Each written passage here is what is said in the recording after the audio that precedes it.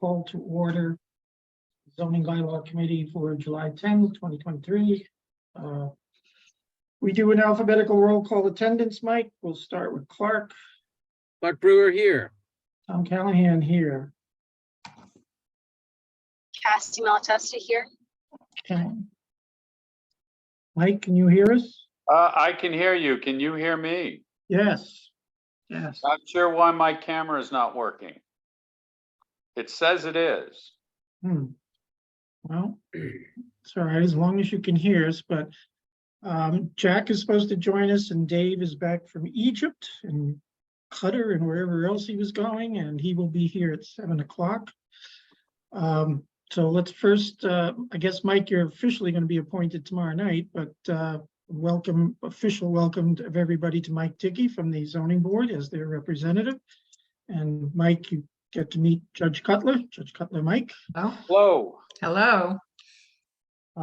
So without further, I brought Mike up to speed on what we're doing with Article 4 by just giving him the judge's things. I haven't bored him with my original stuff.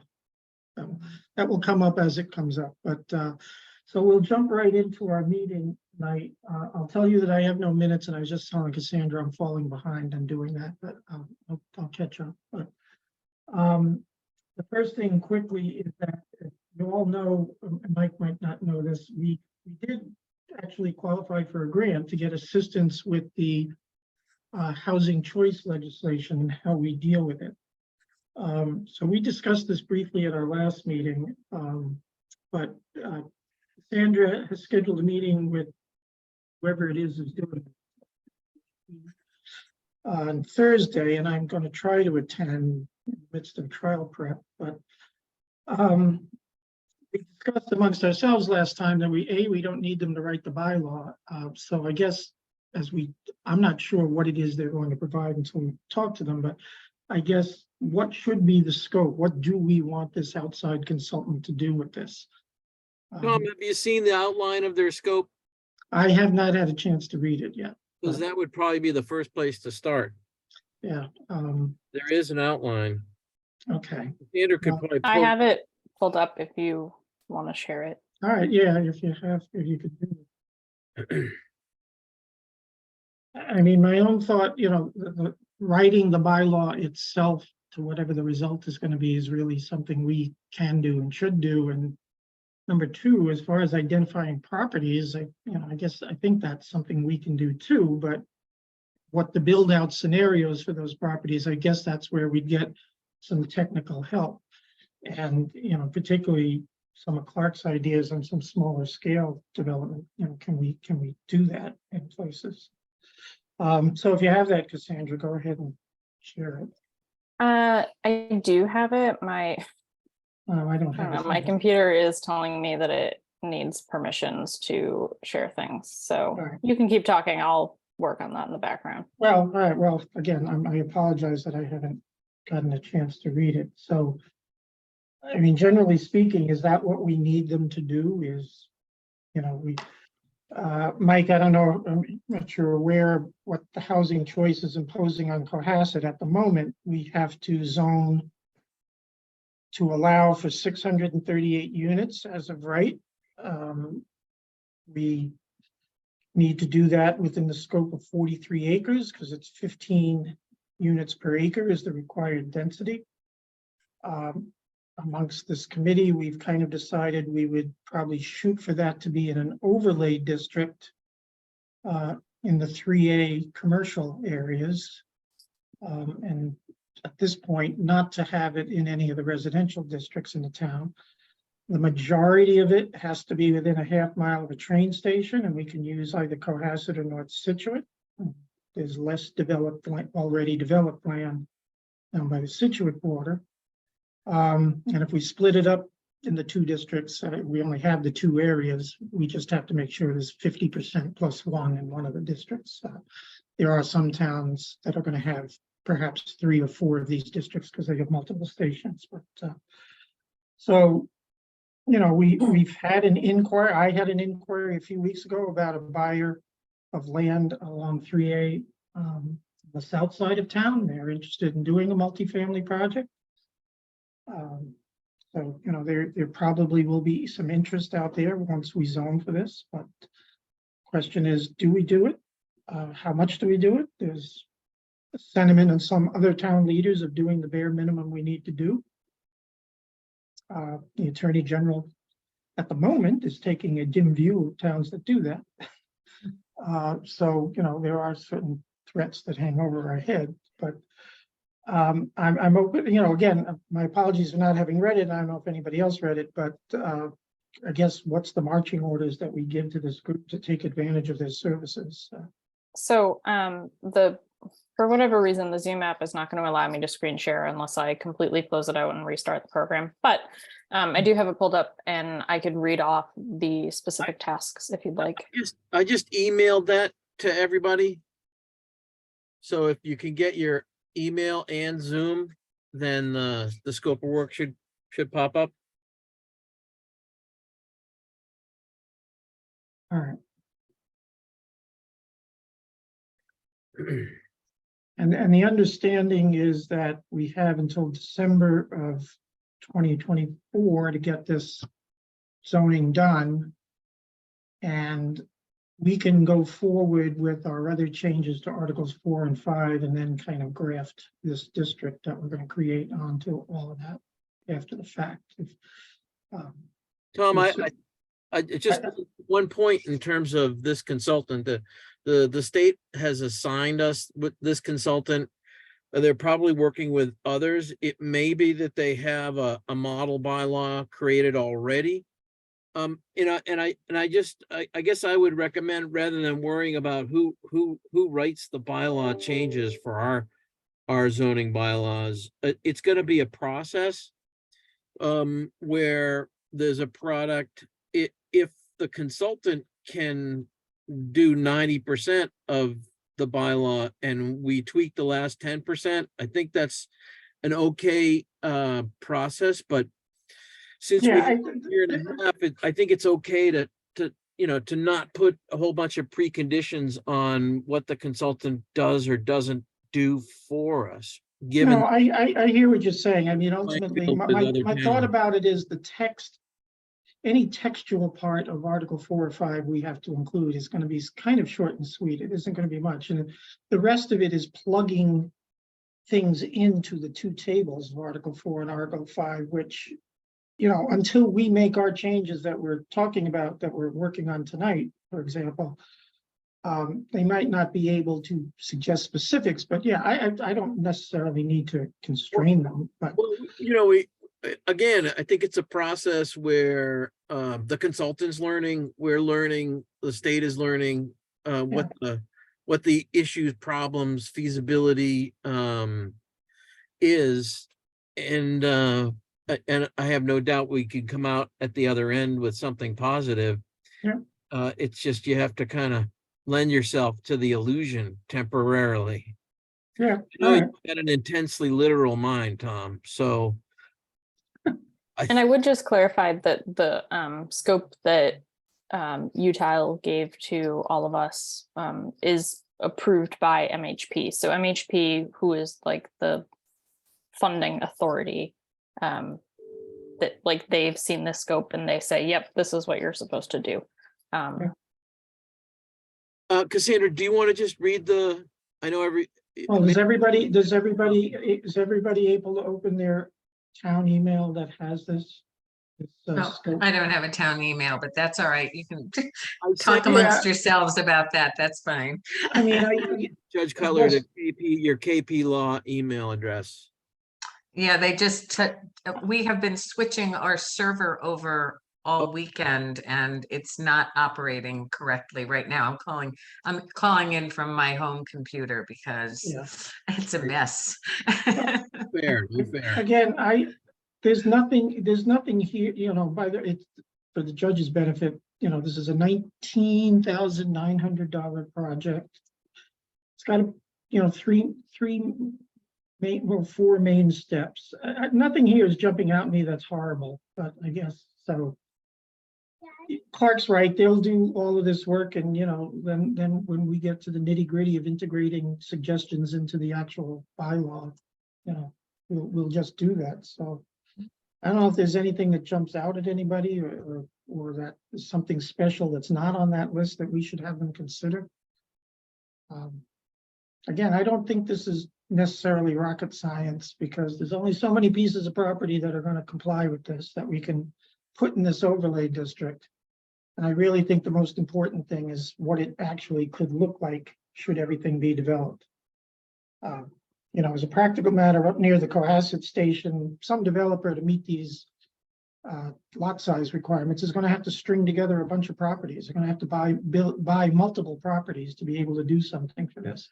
Well, it doesn't all have to be in one development. If Right, it's it doesn't, but- if it's in an overlay district, you can have a basic tract size and maybe it's only 2 acres or 4 acres or whatever.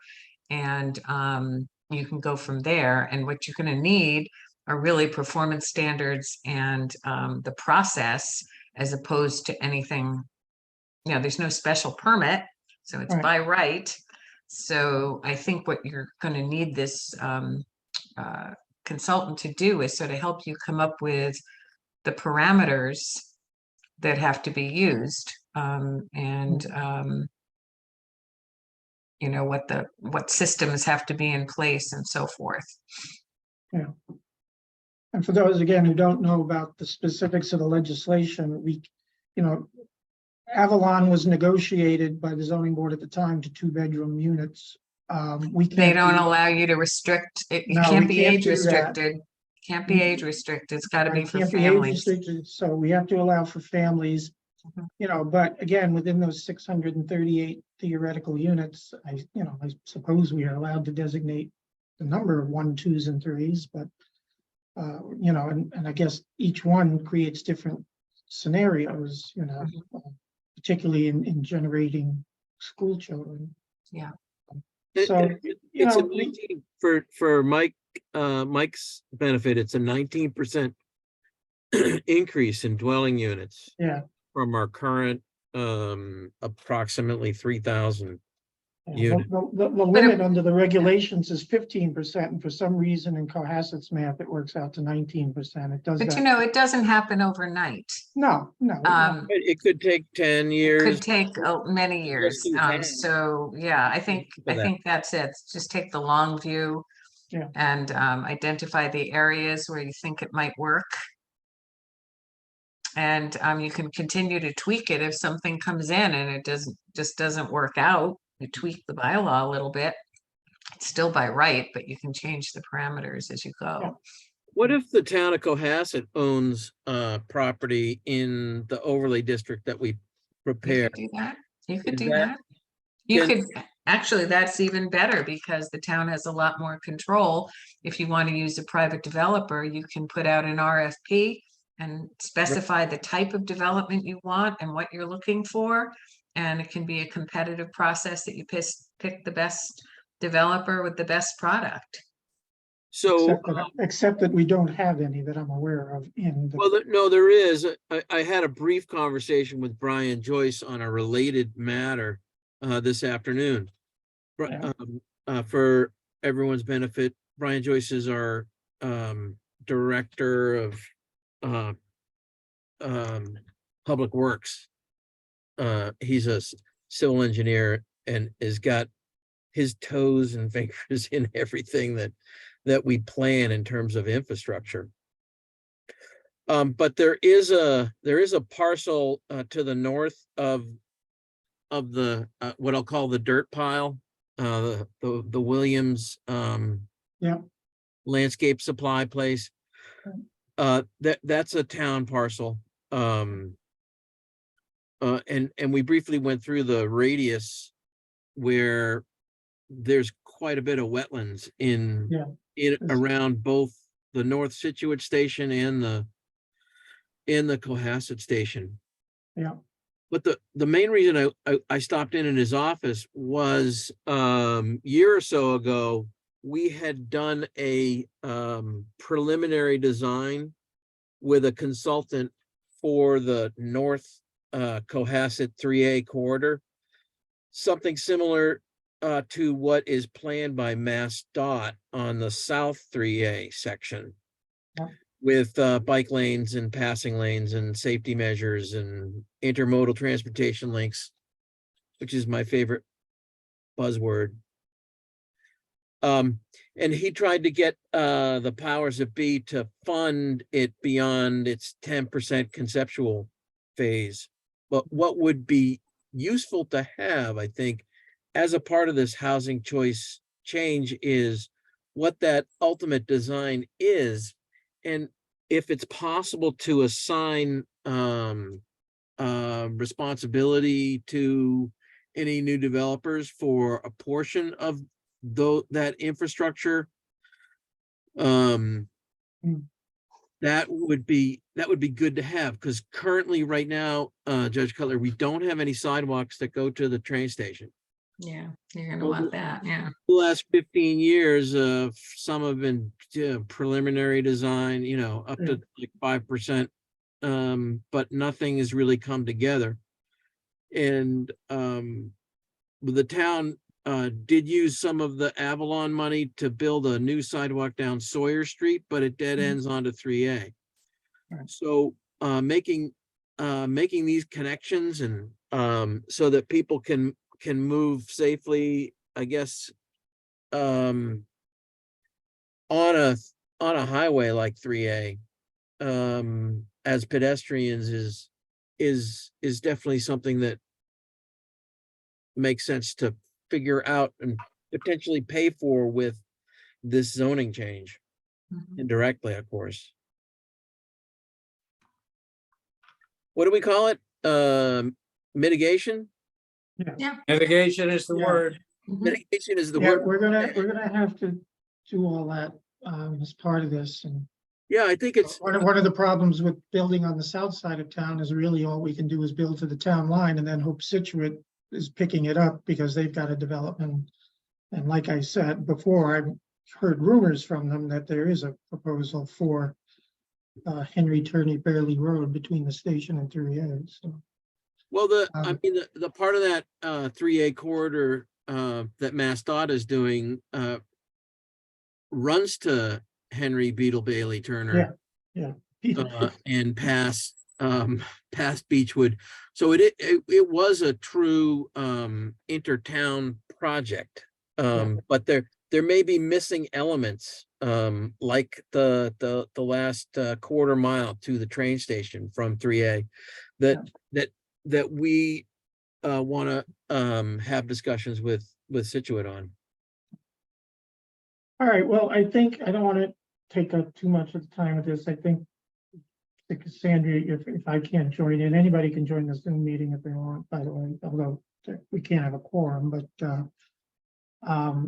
I think we kind of know what they're talking about, and I think their scope is fine. We just got to basically impart some local knowledge to them because Clark's right, the town-owned property at the near the Hinghamtown line is challenged by wetlands. The one the developer wants to do near Shaw's is challenged by wetlands.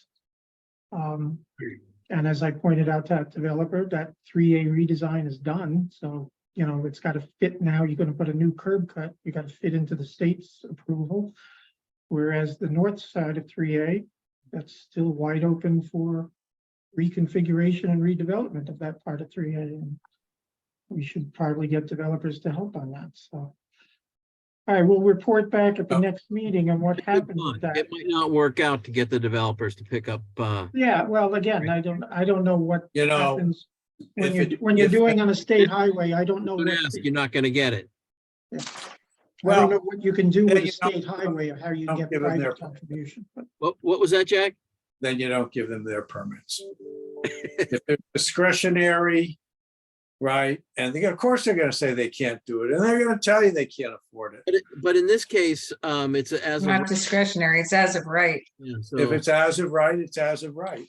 yeah, And- and again, we're dealing with the state runs 3As, so I don't know what they do on taking contributions from abutting developers and how they deal with that, because it's going to be them who are going to redevelop the road, not Cohasset. We Well, might do- that's why we have the best attorney in the state, right Well. here in our little meeting. my experience with projects like in Wellesley on Route 3A is the state has their approved subcontractors for doing road work, but in the developments I've worked on, the signalization and crosswalks and curb cuts and things like that, were done in the states right away, hired and paid for by the developer. Well, So that's, one of the things that that Cassandra can talk with, are you meeting with MAPC? No, it's No. a company called Utah. Oh, so you're Yeah. meeting directly with the company? Because I was going to say, one of the Yes. things that you desperately seem to need is somebody who can coordinate the planning of all this, which involves many different agencies, to make it come together, because the town can't support this kind of density without the proper infrastructure. And if there are state agencies involved, somebody has to do that coordination work to get it going. So That's unfortunately the part of this whole housing choice they haven't quite thought through Right. yet. They've dumped this all on the towns without really right. thinking about the burden that it's creating. Not that the goal isn't an admirable one, but they realize it's beyond any individual Yeah. town's capacity. And it's not even the money at this point. It's just getting the right people in the room who can figure out what needs to be done and how soon it can be done. It's- I checked, DHCD is looking for a bunch of senior director coordinators for this program. they're gonna need it, yeah. Right. Well, better late than never. So, all right. We'll report back on the One next step at a meeting. time. It's a process, Tom. Yeah, well, we'll get them going and we'll report back at the next meeting, but probably nothing will happen here for the bylaw before spring of 24. I mean, the deadline is fall of 24, but I don't anticipate anything earlier than that. All right, I'm going to skip 2B for the moment. I don't want to hold the judge up here too long, and I'm going to skip 3 is something Dave has to report on when he gets in. So let's just go to Article 4, and I don't know what you have all in store for us, Judge, but you have the floor. Well, I wasn't able to get it all rewritten and expanded, but I did look into several of the items that we talked about and started to make the changes that we had talked about. But I don't know, Tom, did you, or Cassandra, did you happen to share the links that I sent you all to everybody? So one of the things Yes. that we were talking about last time was with performance standards that would be applicable to anybody operating in the town to all uses. And we had come up with the fact that the current bylaw requires lighting to be dark sky compliant. And the idea was, well, what does that mean? And are there standards? And it seems that there's not, it's more of a policy guidance set of standards. I sent a link that sort of talks about what dark skies is, and it's really not much more than turn out the lights when you don't need them, keep wattage as low as you can, and have down lighting so it doesn't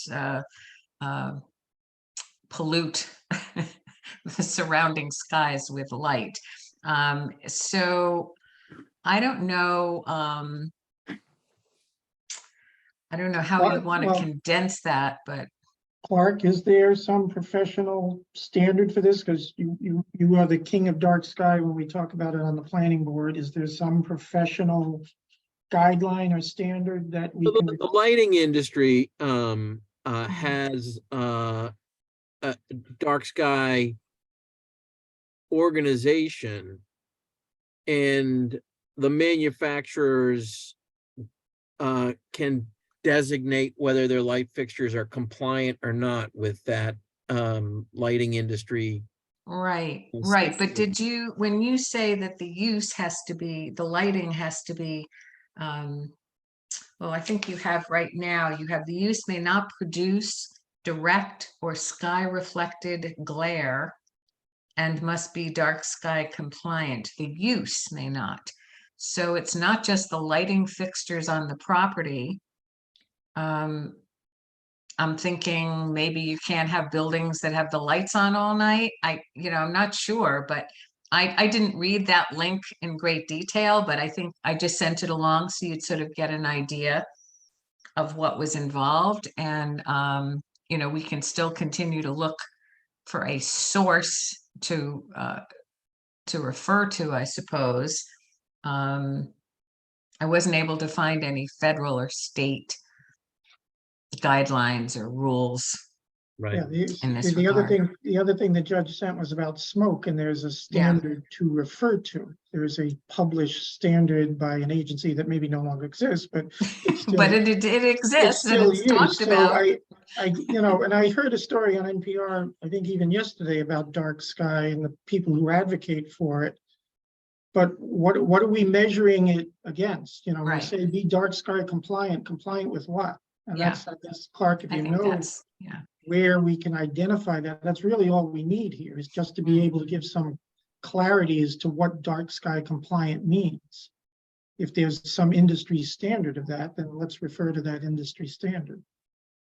So- Well, there is some industry, according to the things that Judge Cutler kindly sent over, there is some consensus, so people can talk about it and agree what it means. Right. How do we incorporate that? You can always incorporate it as to the standards contained in a very specified document. Right. If we can find that document, I think we Oh, need. detail. So I don't want to spend your legal money doing the research. I don't know if there's anybody who has any connections that might do better, but I will also ask around. I'll ask some of the other attorneys in the office if they've run into this and whether any of the towns that they are working with have anything. Where your Oh, position on my screen, I'm pointing to Clark. You tell me, Clark, if that's something easy to find, you would know more than any of us sitting here, probably. Well, we'll take a look. See, Thank the Thank you for accepting way this. zoning bylaw works in the state of Massachusetts is, I'll bet there's 25 or 30 towns have already addressed this in their bylaws and have tackled it and have an answer. So it's just a matter of finding them and not reinventing the wheel. That's right, Clark. Thank you. All right. Is there anything else from our meeting last week, or? Yeah, I think there were a couple of follow-up things. The vibration, we talked about, the use may not cause vibration in excess of the safe range of Table 7 of the U.S. Bureau of the Mines, and as I mentioned, U.S. Bureau of the Mines is defunct. I couldn't locate Table 7, but from the literature I was reading that referenced Table 7, they're talking about the guideline is a vibration velocity of 1.0 in, I don't know, SC. I don't know what that refers to in. Cassandra, is this something Weston and Sampson might be able to answer for us quickly? To give us both on dark sky, this and everything, to give us some guidance of how they engineer to this kind of thing. They must do it, so. I mean, sure there are they do. there are vibration limits and guidelines for blasting and for construction. But I think here we're talking about overall uses can't produce excessive vibration. And so I think we have to come up with some kind of standard. I mean, we could say that vibration that is not perceptible by humans at the boundary line of the property. I don't know if that's too strict. Well, I don't. But we'll I don't know if continue it's to too- look at that one too. Somebody asked me about, are we going to allow manufacturing? We need manufacturing. Well, as a practical matter, we're not going to get manufacturing because of our location. Well, you do, you allow light manufacturing. Yeah, so- but so, I mean, the question is, I guess, is vibration really is going to be an uber concern? And, if we're that strict, is it really going to matter one way or the Or other? do you need it? Do you need that as a Well, performance standard? it's always best to have the protection there in case you do need it. So, So, vibration is more of a problem during construction than than it is with any businesses that are run with Yeah. the possible exception of what I brought up last time is HVAC equipment Right. has, especially, office building, cooling tower type Mhm. rooftop sometimes needs vibration isolation and baffling, Mhm. all kinds of things so that the sound level doesn't exceed over 10 dB Right. or Yeah, when you have the sound, sound, but vibration is sort of slightly two different things, but you're right, they're sort of slightly similar anyway. related. Yeah, yeah. We, All we right, did, I we did will- have to have protection once. We had an optical company where the South Shore Arts Center was. They're now down in Marshfield, but when the T came, the T had, as part of the few bits of mitigation we had in town, they had to give them vibration equipment, because they're making lenses and Oh, stuff. So right, right, yeah, they had to be protected from the train. right, And I right. don't imagine that any regulation we do will guard against what the train does, but That's no. right now we have no uses along the track that would Yeah. ever be concerned about it, but Mm. we did have to protect against it once, so it's probably not bad to have some protection in case it ever happens in the future. All right, I The will type go of, back to the type of vibrations that we might be concerned about might be very high tech electronic. And that's would be very kind of ultra light manufacturing. That's the only thing that we would likely to attract them. But that would be probably vibration sensitive, especially if it's a low vibration. It's kind of rolled along. Mhm. So I don't know how we deal with this. One of the weird things about Cohasset is the solid ledge, right? And I remember reading stories of people who felt the vibrations of the big container ships as they were going out of Boston Harbor. Because they Also go through layers of, what's that? it will also go through the layers of clay. Yeah, where Would think the clay would dampen it, but the Well, high moisture content. the sound transfers into that ledge underpinning for the whole town. Yeah, so Right. under light manufacturing, Mm. it provides that all dust, fumes, smoke, and vapors are effectively confined to the premises, and that no noise, vibration, or flashing of light is perceptible without instruments beyond the boundaries of the lot on which the use is located. I So think that certainly gets at any vibration that would come from manufacturing. That's a yes. stand, that's Could a have standard. something similar in the language for the vibration Yeah, that's a standard to me, so. as a standard. Basically, we don't want to know about it without instruments if we're standing on the edge of your property. Yeah.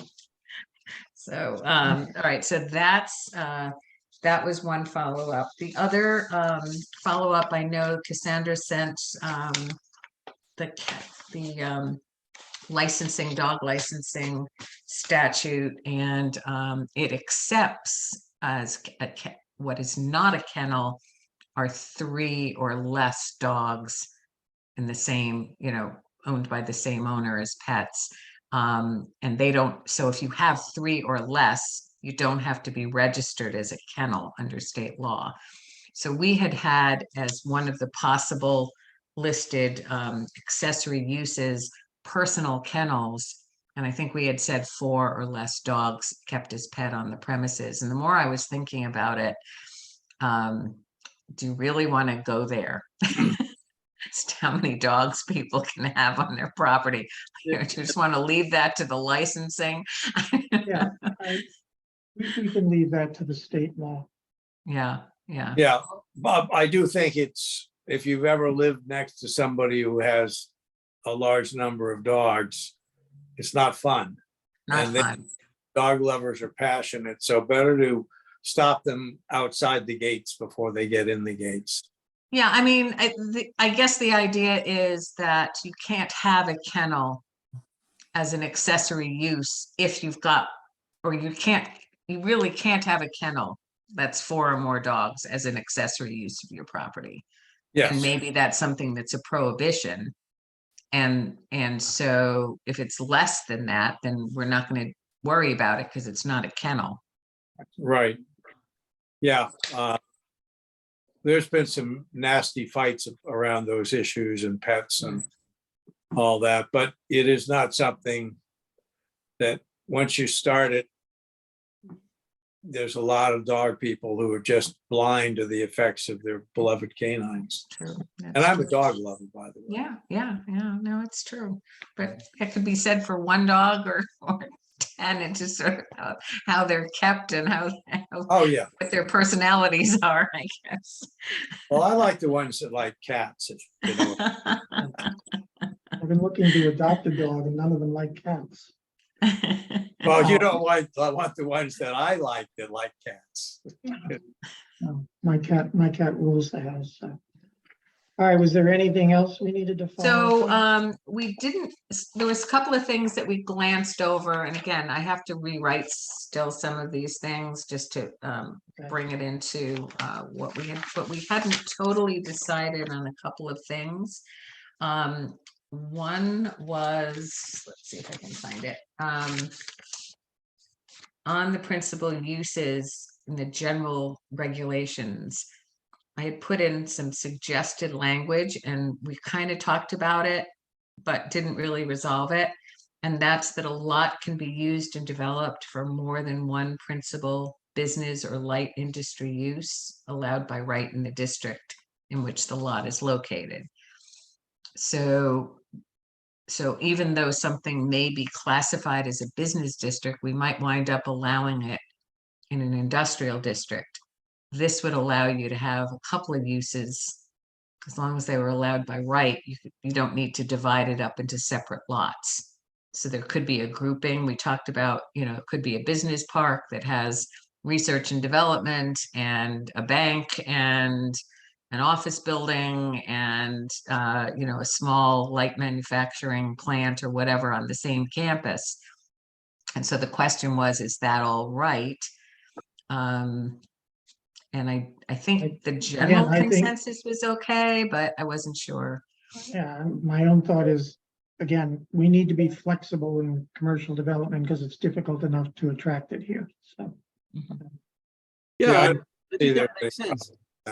It makes sense. The problem that you have with multiple uses on a single property as an architect has to do with fire ratings and fire separations and Mhm. whether the buildings are sprinklered or not. Mhm. Those are all things that would be tackled by the licensed professional at the Right, Yeah. that the uses on a single lot were created. So the Mhm. building code has a way to handle handle it. the safety aspects of multiple uses and multiple use buildings on a single lot. Okay, and there's also site plan review so that you can be assured that there's the proper access and and we allowed that on Situate Hill. It's going to be both an office and a sort of warehouse kind of setup. Yeah. okay. All right. Offices in the front and garages in the back. So that's connected. We had changed the use from multifamily dwelling to multifamily housing, and we're going to define it the way 40A Section 3 defines it. Do you want to put that in now, or do you want to hold that off and leave it out of the bylaw and out of the table for now? Put it in, let's make. I'd like to have 4 as complete as possible. Okay, but you And won't be then- able to say where it's allowed, is Right. what I'm saying. It's all set up, but it's not in the table of uses. It's defined, Table of it's uses, but defined, it's yeah, not well, allowed as of right in any of the districts Yeah, until we get the housing choice thing kicked in. yeah, yeah, but we did discuss last time. Right now in the residential districts, you could do multifamily for things that were built before 55. yeah, and that you have the conversion, you already The have that. conversion thing, but Yeah. we did talk the last time about basically not allowing multifamily to. Just for occur now, in prohibited. RA. Yeah, to prohibit it in RA, B, and C, other than the conversion issue. But frankly, I'm in favor of getting rid of the conversion and just leave the residential districts to be single family, but that, I you think know, it's a good flexibility and yeah, I think actually, we might look at the pros and cons of keeping it as is, getting rid of it, or increasing the applicability. all right, well, let's do the new definition, and then when we do the table, we'll have to make that decision, where we're going to allow it to occur. It will definitely be part of the housing choice overlay, but then the question is, where are we gonna put it elsewhere, if at all? And If that's- at all. And if you're not, then I would suggest you leave it out until you have the overlay, Okay, well, Yeah. all right, just so you don't confuse people. Keep it Yeah, in- I'd really like to sit and think about this for a while, because I haven't thought through all the ramifications. Excuse me. oh. Yeah, Um, any zoning The change, the ramifications are, do we want somebody to take a large residence C or large residence B lot and put more than one house on?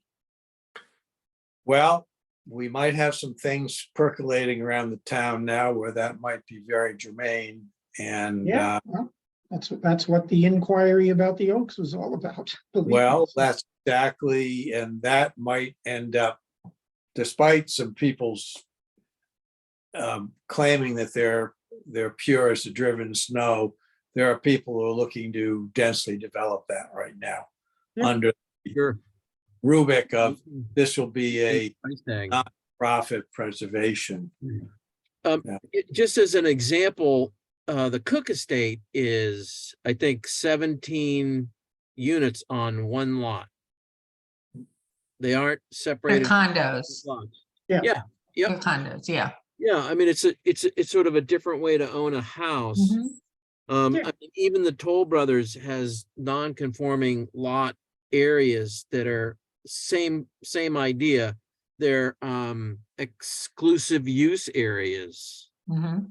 around the house that look like property lines, but they Right. look quite the same as property lines, since there's so much common area there. I And I think, to go ahead. look at, like Jack says, look at the pros and cons of this. I mean, even a single family house, you could have a guest house and maybe an ADU, and if Well, it- that's another question I have coming up to remind me, guest house. Yeah. Well, yeah, and there's a Yeah. related. Remember last So- time, we also talked about, I think briefly, when we were talking about the cluster bylaw, about, the size of lots, and I know I haven't distributed it yet, but Cassandra got from the assessors for me a list of all lots we have that are 3,000 square, Yes. 3,000 square feet or better. Mhm. And in addition to whether we change the minimum lot size for applying the cluster development bylaw, we might think, if we are going to allow multifamily, do we have to have a certain lot size before you consider it? Oh, You a know, tract so- size, a So tract, perhaps, yeah. yeah, so that Yeah. perhaps a Curtis estate, and I mean, the Oaks can do it, but Mhm. not every property in Residence C and Residence B is going to get to do it. Right. So you might have to have a basic 10-acre site. Yeah. And then you can that's to be eligible to come in for a special permit right now, for. right now it's 10 acres. But the discussion in the past has been to potentially decrease that, to have more options. Yeah, that's You- for you can go the other way, cluster, too. that's for a cluster development of a Yeah. series of single-family homes, where we're talking also about, for example, chopping up the Oaks estate into multifamily development. And Mhm. other than single-family homes, I think the vision there would be townhouses or apartments of some sort. Right. And do we allow that? And if we do, what's the minimum lot size that needs? Well, Well, that, to be- Residency, so, I mean. That- that Yeah. needs careful, um, excuse me, Clark, that needs to be very carefully thought through. And the reason is that, number one, the sentiment in the town is very, very much against that. We're all hearing the feedback over the condo deal already. And the Oaks, I mean, people would like to save it and preserve it. But my antenna tells me, and some comments that questions I've been asked, tell me that there are people who really are gonna push for any way they can to get as many units as they can on the Oaks property. Well, that's what a developer would do if you're paying full fee. That's, and I've seen some preliminary plans that go back when it was for sale, Of course, a while ago. you're right. That's what developers do. Yeah, Good that's what they do. government serves to put the public interest in front of what the developers do. All right, well, on this issue, we're going. Said that the libertarian, I might Again, add. Article You know, 4, it's interesting. I mean, there are zoning options for single parcels like that. well, anyway, we're going to debate this at the moment, but remember that Article 4 is going forward for the fall. So we do have to have this discussion and debate, and Right, perhaps this is something where we do reach out to the public and get some input. But again, you know, December town meeting, this thing's got to be ready by the end of September. So we do have to confront this, and maybe we need a forum, maybe we need another little survey monkey. I don't know, but Jack, you know, you're probably right that the pulse of the community right now wouldn't go for that, but we need to make that decision sooner rather than later. We're not going to make it tonight, but we need to set out the guidelines, so, yes, you're right. David is here, by the way. Hi, Welcome to David. David. Welcome back. Welcome back. Hi, everybody. I'm a little bit more tan than usual, but yes, I'm back. So thank you. You Good look for like you. you're at a really good trip, so. Yeah. I Some of just, us- with everybody Some of here, us don't take international vacations. I hope you had a good time. No, it was terrific. Yes. Thank you. with Yes. everybody here, I just want to shoot in real quick. There's something Cassandra reminded me of at the beginning of the meeting. Now that we have 6 members, our quorum is 4. So going forward through the summer, and we have a lot of work to do, just remember, we need at least 4 people to show up. So I just want to point that out to everybody. Last meeting, we ended up with 2 of us at the end. And as I said to Cassandra, if Clark and I could rule the world, it would be great, but we can't continue to do business that way. So I never said I wanted to rule the world. well, Look, in your mind, anyway, is there any? I might have had a dream. So, here and then.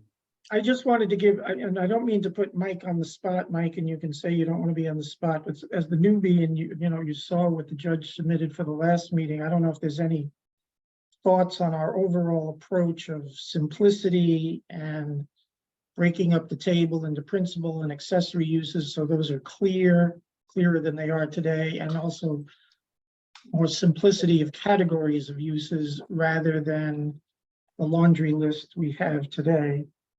Yeah. You know, again, I don't want to put you on the spot, but but I'm always going to, you know, again, easier said than done, but I think simplicity works better than complexity.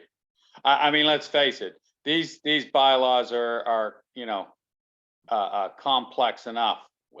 There's no reason to try and make them even more complex, you know? agreed. all right, Judge, I'm sorry. so a question had come up. One of the categories was photography or printing studio. And I think just arbitrarily, just because I thought you might want to limit the size, just so it doesn't become a great big facility. And I think we had put in 10,000 and Clark said, hey, that seems awfully big. So I actually talked to my daughter who owns 2 printing establishments in Rhode Island and asked her about how much square footage you need. And she said like 3,000 is more than enough because these days everything gets sent out. They don't have the same big equipment that they used to have, even plans printing and so forth. So she thought 3,000 was probably okay.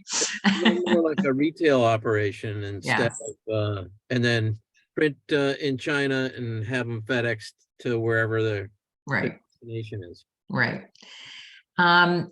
You had requested that we look at, at that motorboats. I think we fixed that. Okay.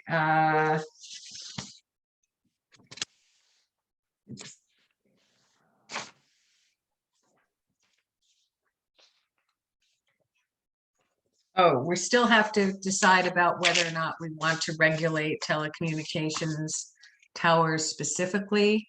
they seem to have gone out of fashion in the last 10 years. I haven't seen anybody applying for any new ones, so you may be safe to just leave it off the list. We also, we're going to have to do a deep dive into the mandatory inclusionary dwelling units, just to make sure that this is the way you want it to operate. We haven't discussed that yet. Question about guest house. Is that intended to be in a separate dwelling unit on the property? Because you've defined it in your bylaw currently as a dwelling that's used only intermittently for guests, non-paying guests. And I'm thinking, is the idea that people would have a small accessory building in their backyard that might be a literal guest house? Is that? Well, in the survey, I think distinguished it from, certainly distinguish it from an accessory dwelling, and I think about the distinction was non-related guests, I Right. believe. Now, I was going to talk about the surveys later, but as of last week, when I spoke to Justin, we had 86 responses. He put it out in the Chris's town summary report again, wanted to get a few more. We'll probably get in the neighborhood of 100 or a little more on all 4 of them. Mhm. So by the next meeting, we should have some data. I'd rather, let's wait and see to what the town's sentiment is about Mhm. ADUs, and we're also going to get feedback on the short-term rentals, which, by the way, there just seems to be ads for those all over the Yeah, town's yeah. Facebook page. Well, I mean, I think you want to make it, I think it's clear in your bylaw, guest houses are not to be used for short-term rentals because there's no remuneration. But I Yeah. think when the end product is, we're going to have to be very clear on what an ADU is and what uses, what other accessory use we might allow for relatives, and then for commercial, for profit to non-related people. Right. Probably maybe banning one of them and not, of course, not banning the other 2, but I'd rather we see the feedback on that before we make a final decision. Okay, all right. Yeah, the challenge on this is we have a number of substantial homes. They would have a guest house for non-paying guests. Mhm. However, That might be okay. that's probably, we're fine. If you're fortunate enough to have that, go for it. However, the successor interest, the successor owner is going to look at that when they're figuring out how to buy it, and they're going to say, I can rent that out. And so we're going to have a de facto rental unit on there, which we really didn't want. And then down the line, the next person says, well, they have a rental unit, so you're being unfair to me, because that, of course, always was. So the differentiation has to be done very, very specifically and very much. So we want to allow it, but make it very clear that that's all we allow. Right. And there's no expectation that it'll be commercialized. Well, Yeah, you already allow it, and I'm wondering if you've run into problems. Well, With No, but people. I think the problem in making distinctions is also going to be an enforcement one, because the building inspector is not going around and be going around and asking people, are you related to the owner or not? Mhm. But Are you but we paying will rent or not? You know, Past- so And a deed restriction filing requirement for guest house but yeah, that's the reality of it. Is like Jack's scenario, somebody sells, a new owner, he's like, I'm gonna rent it out on a nightly basis for $2,000 a night. Or whatever, that Quincy example where some Airbnb guys renting his house out for $2,000 a night on the Yeah. wall. Well, we had one when I was on Concom, where suddenly it became a family member was living in there. And right now, de facto, they're 2 separate units. But I'm sure it's not legal. And I don't want to go into further details, because I don't think they've exceeded that. But that's what we want to make sure is clear. And I think when we do things like this, although there's a problem of enforcement and getting whomever to enforce, and how do you find out? But if you do find out, you want to make sure that your right to enforce is clear and unassailable. Yeah, yeah.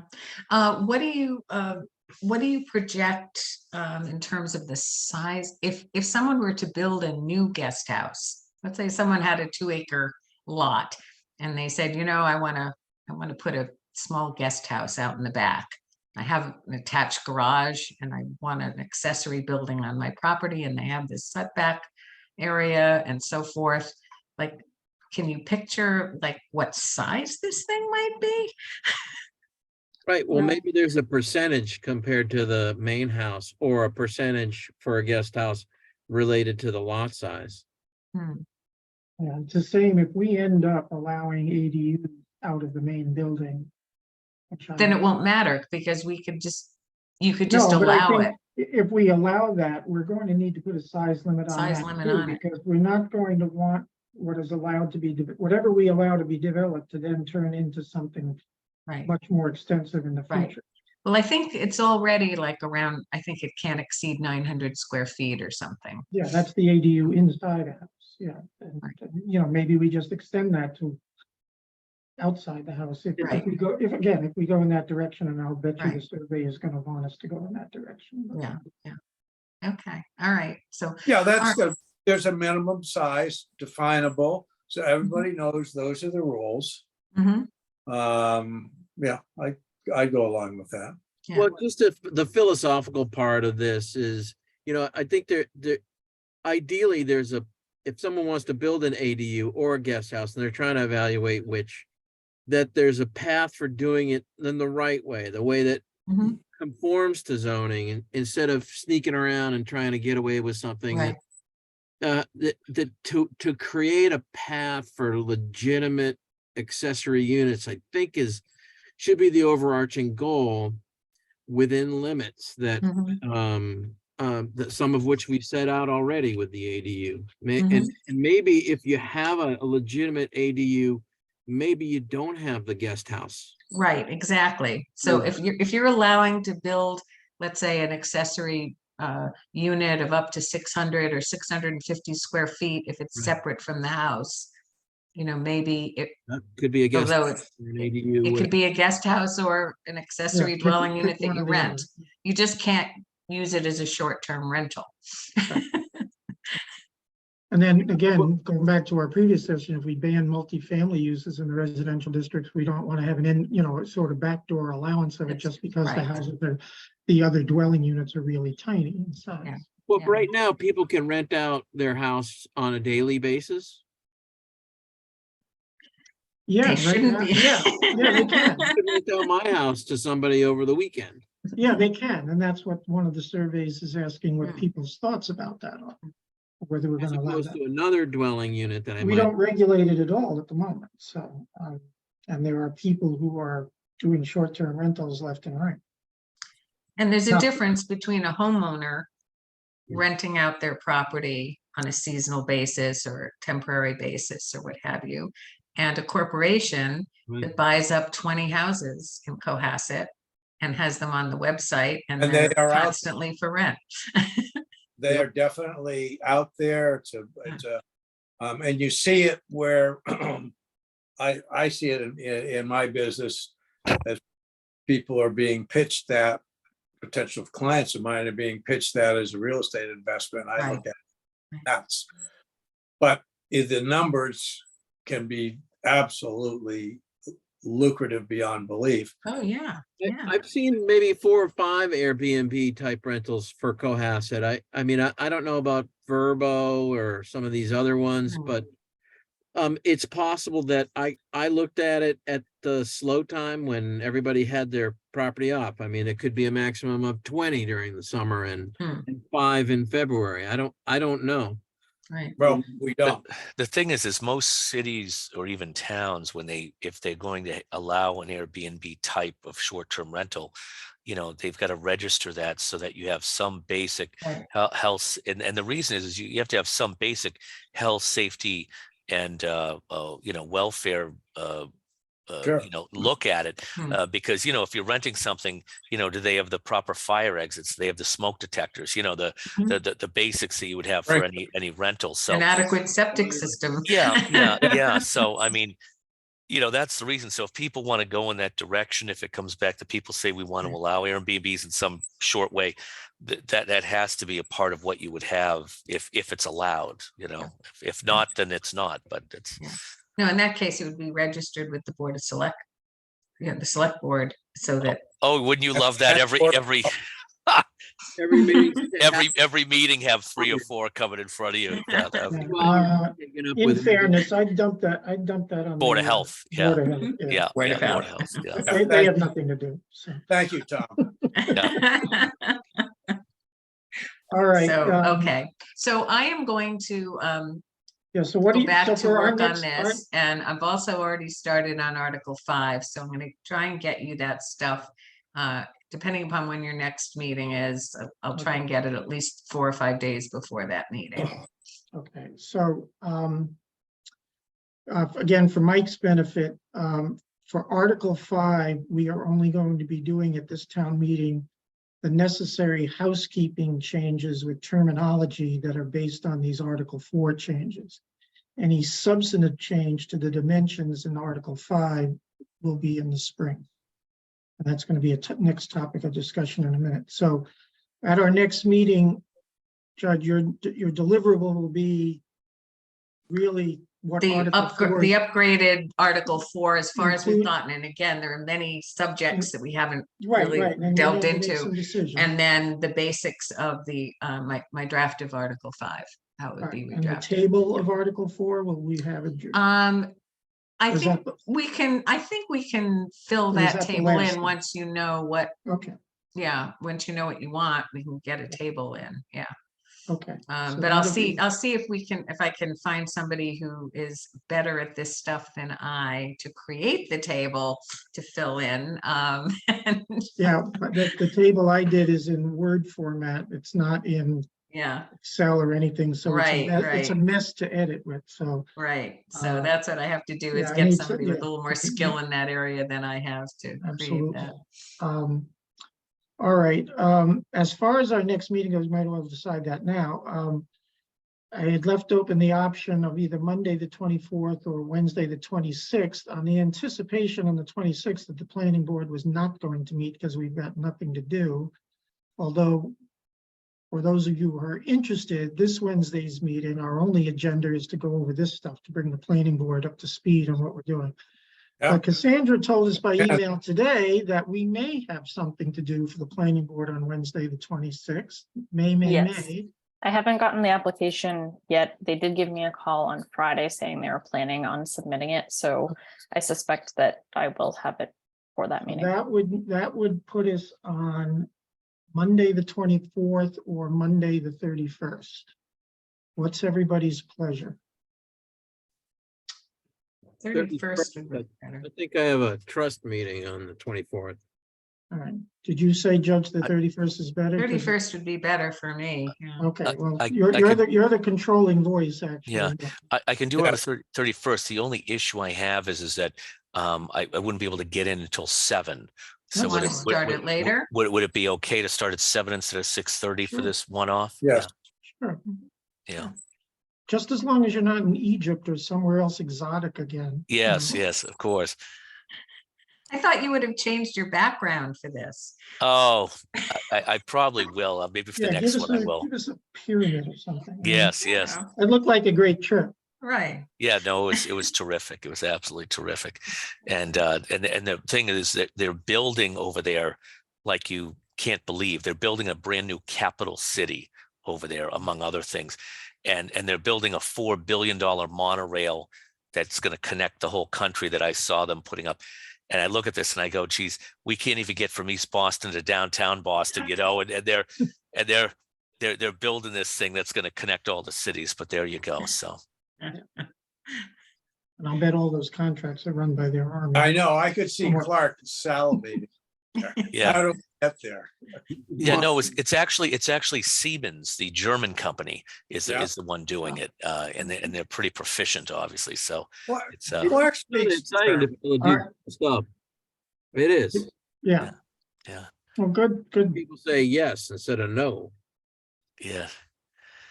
All right, so that's what we're gonna be up to with Article 4 for our next meeting. I guess it'll be the 31st at 7. Now, for tonight's agenda, Dave, I'm not gonna put you on the spot with item 3 because you've been away, but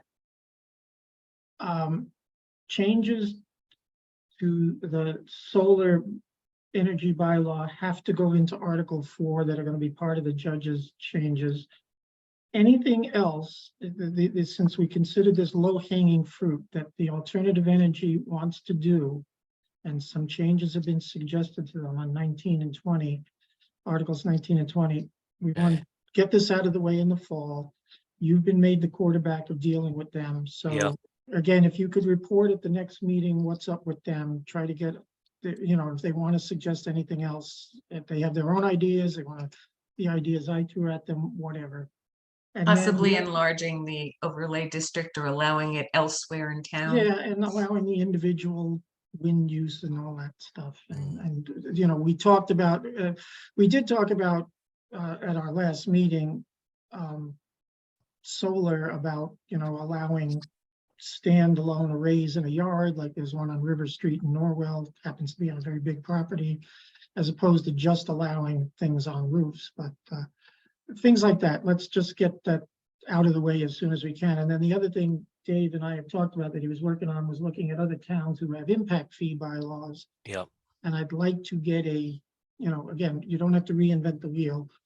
Cohasset. Could we put that aside, because that might be something that involves a lot of different developments that you're Okay, well, yeah, and I don't even know where it goes in the bylaw. Probably an article. Judge, you just muted yourself, but I don't, all right, I mean, again, Dave, don't let it fall by the wayside. No, no. I mean, Try, we could. try to cohasitize something and give us a proposal when you can, but let's make the alternative energy committee stuff your first priority. And Yep. the question too that came up with me is where would an impact bylaw go in the bylaw, in the existing bylaw? I don't know if it's an Article 4 item, an Article 5 item. It might be something that you do as part of your special permits, because you don't want to do it. Yeah, Yeah, as a part of a By right. special permit. but I know that Dave was looking at Hanover, Situate. I think I pointed you toward Franklin. I don't know. There's probably other towns that have one. And it is something I think there's a consensus, and Mike, to bring you up to speed, a consensus somewhat developing that, we need to mandate that certain impacts be addressed by developers, for the larger scale projects. Yeah, Hanover had a really robust one, and it went to a bunch of different funds that they had. So, Yeah. I mean, that's something we can just bring up, and some of the mechanics of it we can bring up with the committee of what would make sense if we cohasitize it, or Yeah. what would be sensible. I mean, one of the ones that we kind of had peripherally discussed is, that potentially, especially when it comes to sidewalks and things like that, like the sidewalk committee, when you're looking for a funding pool, that could be one of the avenues for that it could go in, because it would certainly be within a certain area or what have you, and the needs for the sidewalks are all over town. So it's not it's not like you're going to have a project here and it's going to go, totally across. There's needs everywhere. So. Yeah, the sidewalk back, like in a traditional subdivision, we require sidewalks on both sides. A lot of time the developer would say, well, why don't we just do one side because it's cheaper for me? Yeah. Instead of saying, yes, completely, we could say, well, how about half the cost of sidewalk on one side going to the sidewalk bank, and then we'll have sidewalks on one side in a new development, and that's better than we've done in the past. And you can have projects potentially that they could be on 3A and they have no sidewalks, right? And so you could have some type of mitigation that's either an adjoining neighborhood or connection to that site or what have you as well. Yeah. You know, when you I get think that's how Hanover uses it, because all their Yes, yeah. development, all their major developments on 53, Yep. and they're not all sidewalked. And yeah. by the way, feel free to call them. They're generally helpful people. I can't at the moment. I'm suing their zoning board, but So they don't pick up the phone even when they you won't call. pick They up the see that phone. phone No, they number won't and pick up that's the it. phone They're for me. just, No, they're generally helpful people, and it would be curious to see, since I'm sure they're generating most of the revenue from 53, as to how they're using that fund and where they're using it, because yeah. are they restricted to the immediate residential areas around 53? I don't know. Well, there are several ways in which you look at mitigation. The first thing is obviously if the new project, whatever it is, causes an impact and a burden upon the immediate abutters, obviously it's the developer's responsibility to take care of that. On the more generalized, there's a concept that you are creating greater demand for public services, schools, gymnasiums, police, fire. And as such, there's an impact upon that need, and you need to pay that impact. And part of the rationalization is you'll say, and in order to meet that need, we have to have a capital impact, we have to pay for infrastructure. So you can assess a capital impact on that. Fortunately, in Cohasset, any development that we're likely to see, the money is so significant that they can afford to pay for it. The other thing we should be aware of is on the sidewalks and roads, we are running a significant deficit on the amount of money that's set aside to take care of those. I mean, we don't have enough money to take care of our roads. There's a increasing demand for sidewalks. Some towns say at a certain thing, you have to put sidewalks in. A certain subdivision, you have to put sidewalks in. So there's need for that. Our subdivision rule says sidewalks are required. We Right. don't have a lot, we don't have a lot of subdivisions though, so Yeah. the question is, how That's can we the other thing. legally contribute to such a A fund? sidewalk bank is the answer. I think it's a good. Yeah, I mean, True. there's direct and indirect impacts that happen from any project, depending upon what it is. So, you know, I mean, like I said, we can come up with a couple different things and have everybody chew on it and see what, you know, what looks good, and the outer committees as well that are going to have to look at this as well. We can get some ideas from them as well. But I think when you look at when we look, yeah. But when you look at like I said, some of the other towns are already doing it and using it, you know, that's definitely a good guidepost to use, because we're not coming up with something that hasn't been done or isn't even outside of the South Shore. We're coming up with things that other South Shore communities are doing and potentially doing effectively. But yeah, to what you were saying, Tom, I'm going to give the town planner a call over there in Hanover and talk about the ins and the outs of it. So, yeah. Yeah, the only thing you have to be concerned about is it does take a little background work, because if you were sued over a particular assessment of an impact fee, you have to be able to justify a relationship between what you're asking for and the particular property owner and what their use is. Yeah. So it's you know, it's not just hand over some money. You really have to do some homework in advance. Yeah, Yeah, we want to make sure it's done properly and it's properly grounded to the property and the impact. Right.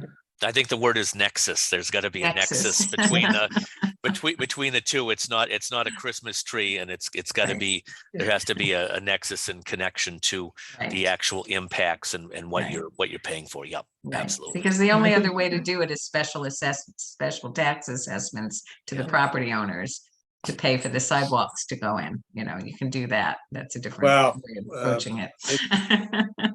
We should be very careful that we have a lot of deferred things that we're just starting to face, and some of the projections that have been made publicly say that there could be 7 to 10% tax increases required to equalize the town. And I'm not saying as a member of the select board that I'm saying that I want that or doing that, but we should know that there are some things and what that might raise.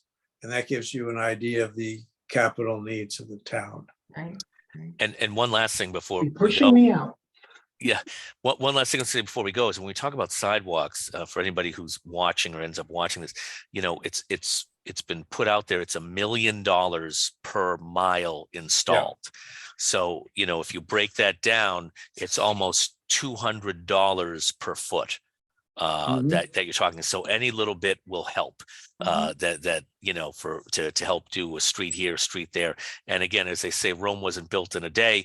You're looking at a long-term thing that if you can, you know, start to do sidewalks here and there, that over a 10-year period, you know, you're going to have you'll have more connected streets and the like. So it's not going to be overnight, but this is one avenue to help out. Okay. And Judge, was there a particular reason you wanted to hold off on it until we have 4 done and know? Yeah, I mean, because it's a lot more complex than just saying, let's have an impact fee and let's stick it in there. And you want to make sure that you've got the backup information to support what you're doing and what you're requiring. And so I don't know if you've got the bandwidth to get that done for the fall, but certainly if somebody can do that, that would be, that would be good. And as I say, it doesn't have to be formal yet. You could do it as part of a special permit process. You could do it as part of your subdivision regulations. There are various ways to get parts of it while you're still working it out. So a lot of times you can, there's many ways to. Now, I was get at about it. to ask you, is there a kind of impact fee light, if you will, way to do it where we establish the concept? I don't think Cohasset is, after all, a small town with small town charm. We don't have to have fancy sidewalks connecting the whole town. I don't think. Tell your colleagues. Well, all of a sudden a priority out of nowhere. Well, they heard it was going to drive you out of town, Tom, and so they all said that's we're gagging up on Tom. You know as well as I do, that is a new issue that is literally come I out know, of nowhere and I'm bringing it as a major priority. Well, I think having the ability to have impact fees is basic fairness. Somebody doesn't down and saddle the town with the cost of their project. That being said, the town is at some point going to have to come to the point that we're not a Newton or a Wellesley, and we're not going to be an urbanized town. We're a small, rural seaside town, and that's how we like it. But anyway, we're not here. Sidewalks and the sidewalk bank ever since I've been on the planning board, 15 years. Yeah. So you have a sidewalk fund in town that Not, sort of not stands yet, alone? but we've been talking about setting up a sidewalk bank. I don't think there's for this anything purpose. there.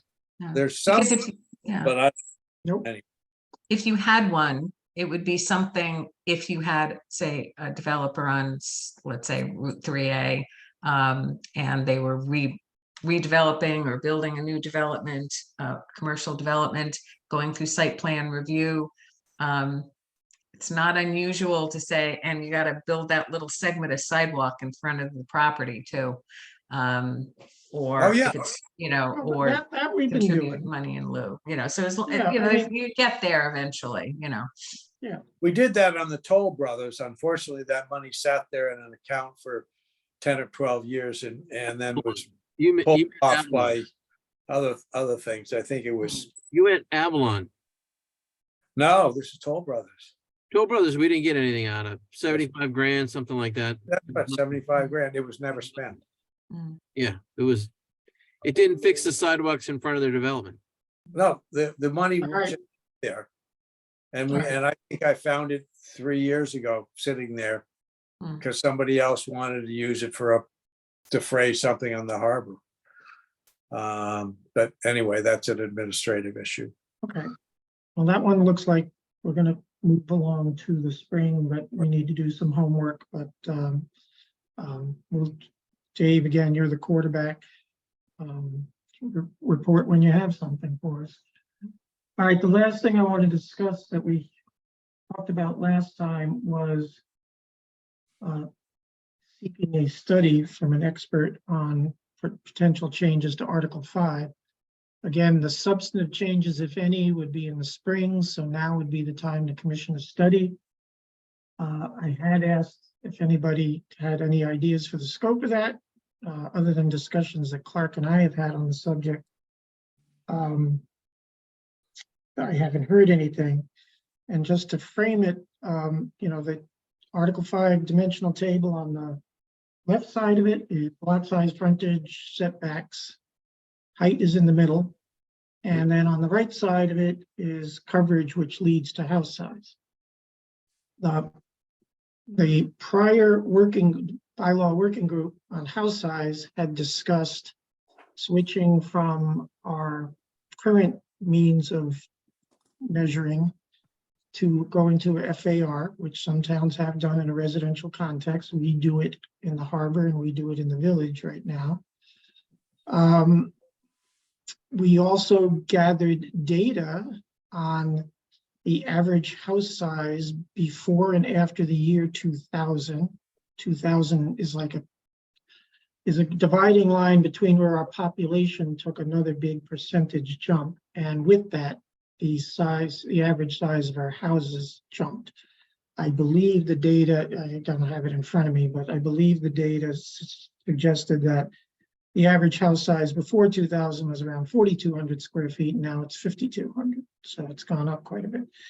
And, as we have dealt with large home review, we get, a division of positions in town, and developers and homeowners think I need big, big, big, and others who think big is out of scale for their neighborhood. So the question there on that side for me has always been, are we going to put in some kind of limit? And I would suggest if we did, it would be a pre-2000 limit. And then how do you translate that to FAR? What would be the FAR number? I think it's in the neighborhood of 1.0, 1.3, somewhere in there. But that's my non-engineering math thinking about that. And so I think a study on that size is just verifying the data we did about average house size before and after, and translating that to what an FAR would be, whether we stay with it or change. And then that's the technical data. And then the policy decision is for us. Do we actually do anything about the size of houses and put any kind of limitations on house size? That's a policy decision. But the study part would be to verify the data that we have, or Tom, so we are getting a proposal from MAPC to inventory our existing. Yeah, but that's the other part of it that I'm And going to then get to. be able to model the changes. If we model what an FAR of 1.3 how that would impact. Okay. You talked to MAPC, right? We talked to him, had emails. I passed it on to Cassandra to quarterback. Okay. So on the left side of the table, it goes along with what Clark is saying, is there's been. Analyze what the residential patterns are in our existing neighborhoods, whether it's residence A, B, or C, or some section of the town. And then be able to model what changes to frontage, coverage, and setbacks. Which is exactly what we need, because again, going back to the bylaw working For group. example, how many properties would be affected if we change the front setback from 25 to 20 or 25 to 30? How many properties would gain rights or lose them? Right. What kinds of rights? And Judge Cutler knows if you're creating new nonconformities, you actually get some benefits from that. Yeah, and our town is what, roughly 60%, give or take a little, Land area non-conforming. was non-conforming. Yeah, we have a high But if you percentage. overlay front setback, side setback, height, in addition to those, and lot coverage, in addition to the lot area, you're probably, more like 70 or 80% non-conforming, or anything, that came after the 70s. Yeah. So, a little history that Cohasset's original bylaw in 55 had what you would consider suburban zoning by having frontages of 100 feet, 125 feet, 150. In the late 60s, after a number of cul-de-sacs were developed, Riverview, My Street, some others, it got switched, and we went to 50-foot frontage everywhere, which is rather unique for a suburban town to have. And we have pork chop lots, we have common driveways. And the question is, what do we go forward with? And realizing that we're now at a population of 8,000, we're fairly well built out. A good chunk of our town is in a park, a state park that isn't going to get developed. I've seen build out scenarios from MAPC that said we'd be 12,000 people. And I've seen another one says we'll never be more than like 9,900 people. Right. And what do we want to do? So We have 46% of our land area is out in development. Yeah. protected and protected.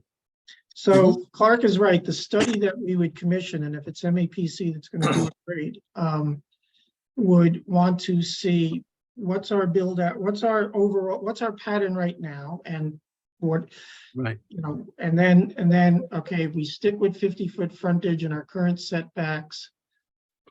What will that look out for a build out scenario? And then if we said, okay, in residence A, it's 100 and B, it's 150 and C is 200, and use different numbers and model those out. Because if we go to the town with changes, be it to the dimensions on the left side of the table or house size on the right side of the table, we are going to need the data to back it up. I still think there's a difference between the rights of existing homeowners and what you put into a new subdivision. I think they're two completely different animals. And I personally think that existing homeowners should have enhanced rights. I mean, they do under. Well, they'll have grandfathered, right? Well, that's, preserved rights. That grandfathering is politically incorrect, but they'll have preserved rights. Conforming, Tom, existing non-conforming. Yes. So, I mean, with those situations, I think those rights should be protected and enhanced, but, Well, they are. Well, question, can we do that, Judge? Enhance them? Well, you like, can treat them differently. You can say any new lots created after a certain date must meet the Okay. following requirements, or any new houses built after a certain date have to meet this Okay. requirement. So nobody is grandfathered. They're just lawful. They're existing. They just go on just the way that, as if the bylaw never right. changed. And if they're non-conforming now in some respect, they'd be Then they're still non-conforming, non-conforming, but right? they would not have a new non-conformity because of Exactly. the change. Okay, well, that might be Exactly. the way we approach it. And again, the study can build out all these scenarios for us. And we have that distinction with the pre-1955 houses can be turned into a 2-family as of right. That's it. Not a 3-family, that's a special permit. Right. But Right. we Right. have that distinction set up already, so maybe that's something that we can build on. Well, I don't know what we're gonna build. Any new development will be under the new standards that we'll set. But But the old standards Fortunately- are not to be used as any kind of template to justify. Sometimes you throw the baby out with the bathwater. You punish existing homeowners because you want to Nobody's, homeowners from. Clark, All right, nobody's punishing existing homeowners. Their No, rights that they have remain the same. That's what happens with zoning changes sometimes. All right, the study, let me, time out. The study isn't going to deal with the policy changes yet. The study is going to give us the technical data we need. So And I think we're all in agreement that we need to have this study of this that we're talking about. And if MAPC is the one we can do it, we don't have to go out to bid. There's money set aside for this. Let's get MAPC focused on a scope, and let's get this moving, because we will need this in order to prepare for Springtown meeting. All right, so we're all in agreement on that. And then we can discuss the policy changes as we're going along as to what we're going to do with existing houses versus new. What are we going to do about house size? And those are policy issues, and we can discuss those at the appropriate time and at any time, but not part of this study. So let's get the study going and move on from there. The second issue of study is, does anybody think we need, well, going back to table 5, in the middle of the table is height. And to this point, from the bylaw working group to this date, nobody has talked about changing the 35-foot number, except in the harbor. And the question is, do we consider that? Does that need to be part of a study, or is that something we can do? The issue in the harbor was to lower it to account for base flood elevation. And there's proposals of language for that. But never until the recent change in the definition of height and how we measure it, has anybody discussed changing the 35-foot limit elsewhere in town. And my thought was that that issue, that column, that single column in the middle, wouldn't be part of a study, because that, again, to me, is a policy issue, whether we're going to go higher or lower. In the overlay district with housing choice, we may have to go higher to accommodate the kind of buildings, but in RA, RB, RC, village, do we, and then the commercial districts, do we change from 35 feet? Yes or no? Harbor, I think we have to. I think we have to address the flood elevation thing because of what happened with the hotel project, or what's going to happen. I think 35 feet, Tom, and 35 feet is established. It's accepted by the town. We just had a whole deal in town meeting. The town meeting is fine with it. And I think your thought that that's an established policy. Let's not spend time Okay. on that. Let's. And one of our surveys is going to give us one of our surveys that's out there is going to give us feedback about the harbor one. Yes. The one thing that we didn't really talk about when we changed the height is the 15-foot height requirement for accessory buildings and buildings in parts of main houses that are in like the side or rear setback, where we currently have a 15-foot height, which used to be to the midpoint. Some towns whose bylaws I'm familiar with have raised the accessory structure peak height to, in some cases, 18, 22, and other examples. And we will do that if this story and a half instead of a story. Yeah, and if the surveys push us into the direction, which I think they will, and I think there's sentiment amongst this group to allow ADUs to be built outside the main house, we will change that for an ADU, and for if we allow guest houses or other kinds of dwelling units off the main house, we will do that. But I don't think that needs to be part of a study. We're perfectly capable of setting whether it's 18 feet, 20 feet, 22 feet. Yeah. I think we can. I think it's something, when you're talking about commercial buildings per se on 3A, Yeah. if you're going to have regulations from the planning board as to the types of design that you're going to allow there, and they're going to be and the ones on 3A are going to closely more mirror, say, that in the village, that you're going to have more colonial or those types of things as opposed to big box, then I think we just need to take a quick look at the height, because commercial buildings have things that the residentials do not. In other words, you've got your fire suppression systems, you have different types of things like that can, so there might be some small amount of elasticity that you might account for with a commercial building that would not be present in a residential building. So I would give it a cursory thought or look at to see if it's appropriate for that. But I would say with what we did with height and defining it, you got to remember when it comes to our commercial buildings on 3A, we're going to have different design qualifications that are going to come from the planning board as to those which had previously not been there. And they're more likely going to be, more in the Cohasset setting of what kind of buildings we're going to allow on 3A as far as the look and the standards and the whatever. So let's assume that if we impose the same colonial design that we do for the harbor and the village on 3A, we're gonna have more peak roofs. We're not gonna have flat Yes. roof commercial buildings, okay? Yes. And now we've decided that 35 feet gets measured to the height. Is that a good thing or a bad thing in a commercial setting? I can't see colonializing, 10, 20, 50,000 square foot buildings, which is what we currently have out there. I get it, but you It's a know what the It feedback may about, be discussed. I mean, it Yeah. does style matter? Yes. Yeah, style, yeah. I mean, Okay. you're Are we talking gonna about create having, a little sub-village on 3A? I don't think so. We've always focused the attention, the planning attention on the village and the harbor. Those were our priorities, and that 3A can have its own distinct kind of highway aesthetic. Not that we can't rein that in to some extent, but we don't want, I don't think we want a little sub-village on 3A to compete with, South Main Street.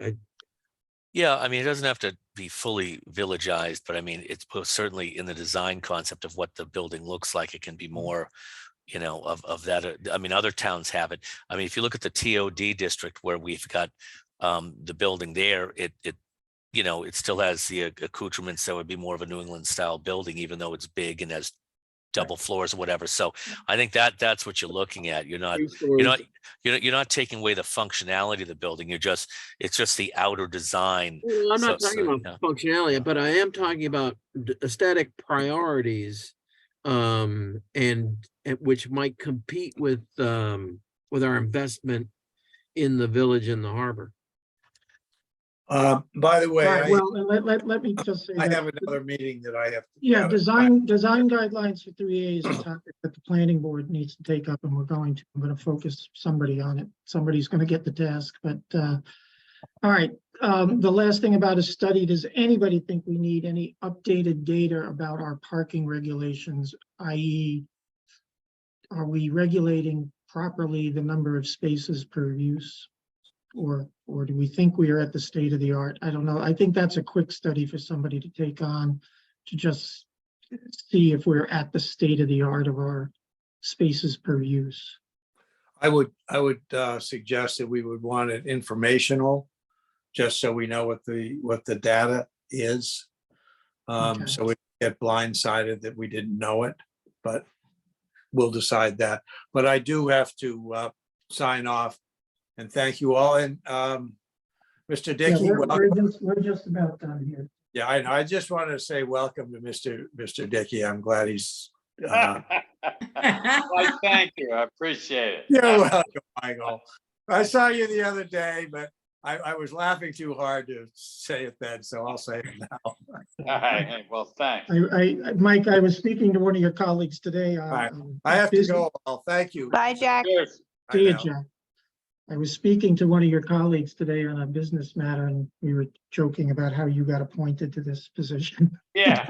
See, you can't miss a meeting. Bad things. Yeah. Yeah. Learned my lesson.